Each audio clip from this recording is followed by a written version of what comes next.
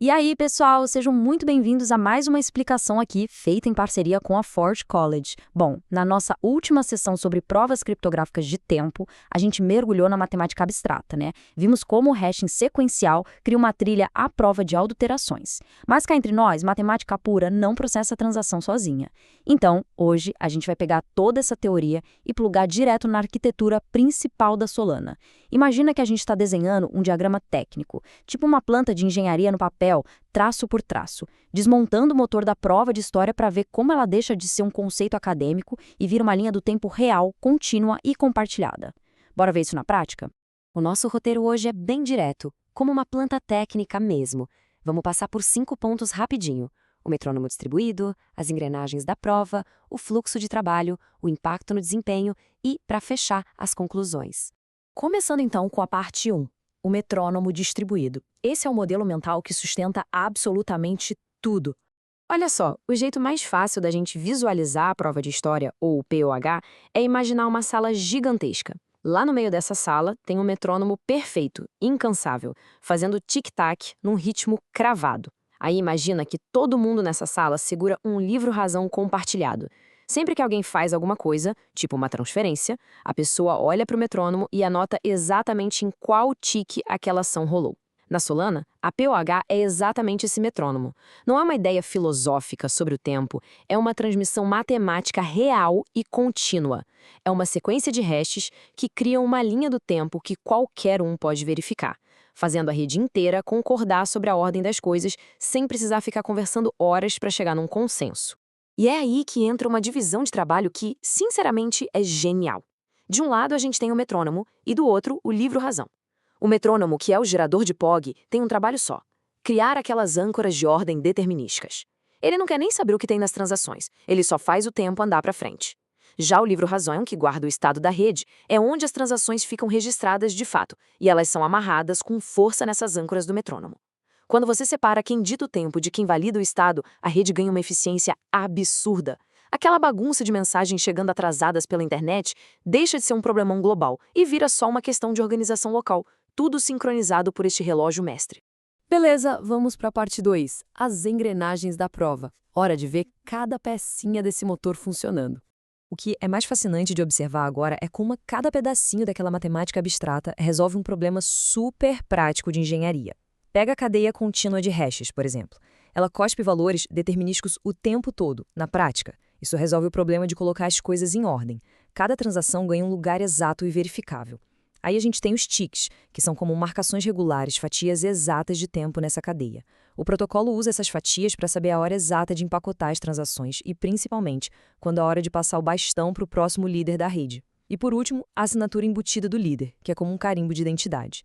É ela que vincula o líder àquele momento específico, garantindo que todo mundo saiba quem é o responsável, o que facilita muito na hora de punir quem tentar dar uma de espertinho. É uma engenharia minimalista, sem sobras.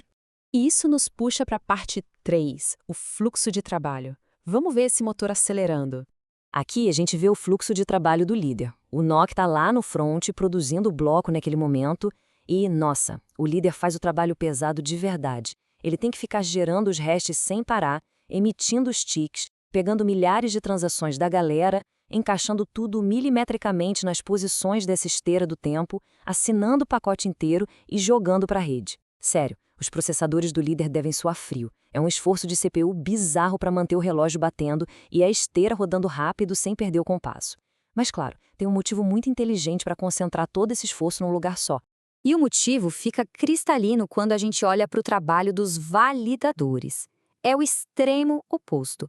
Enquanto o líder está lá suando a camisa, a vida do validador é elegante e super rápida.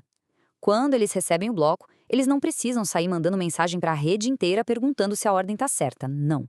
Eles só rodam uma verificação matemática, local ali mesmo, rapidinho, validam a assinatura e, se bater, anexam no próprio livro-razão. É uma checagem local super leve. A grande mágica da Solana está nessa simetria.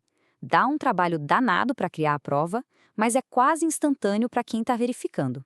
E chegamos na parte 4, impacto no desempenho, a eterna balança entre processamento e rede. Se a gente olhar para os modelos de consenso mais tradicionais, o gargalo quase sempre esbarra na rede, né?